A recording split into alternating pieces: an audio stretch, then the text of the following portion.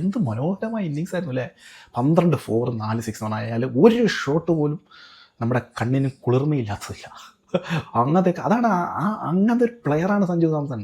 അത് ക്രിക്കറ്റ് അറിയാവുന്ന ഒരുവിധപ്പെട്ട എല്ലാവർക്കും മനസ്സിലായതാണ്. എന്നിട്ട് എന്തേ ഇയാൾ ഇന്ത്യൻ ടീമിൽ സ്ഥിരമാവാത്തതെന്നാണ് എല്ലാവരും ചിന്തിച്ചുകൊണ്ടിരിക്കുന്നത്. 10 വർഷമായി ഇദ്ദേഹം ഇന്ത്യൻ ടീമിൽ ഇൻ ആൻഡ് ഔട്ടായിട്ട് കളിക്കുന്നു.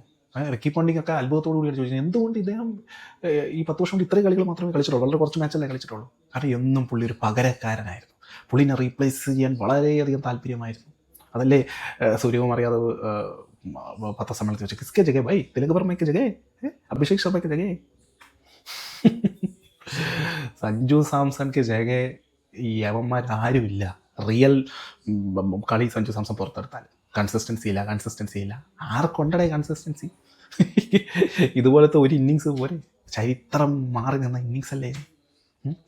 ഇനി എന്തു വന്നാലും കണ്ണടയ്ക്കല്ലേ ഇന്ത്യൻ മാനേജ്മെൻറ്റ്. ഈ ഇന്നിങ്സ് ഒന്നും നിങ്ങൾ മറന്നു പോവല്ലേ. ഒറ്റയ്ക്കൊരാൾ കൈപിടിച്ചാണ് ഇന്ത്യയെ 2026 T20 വേൾഡ് കപ്പിൻ്റെ സെമിയിലേക്ക് എത്തിച്ചത്. അയാളുടെ പേര് സഞ്ജു സാംസൺ എന്നാണ്.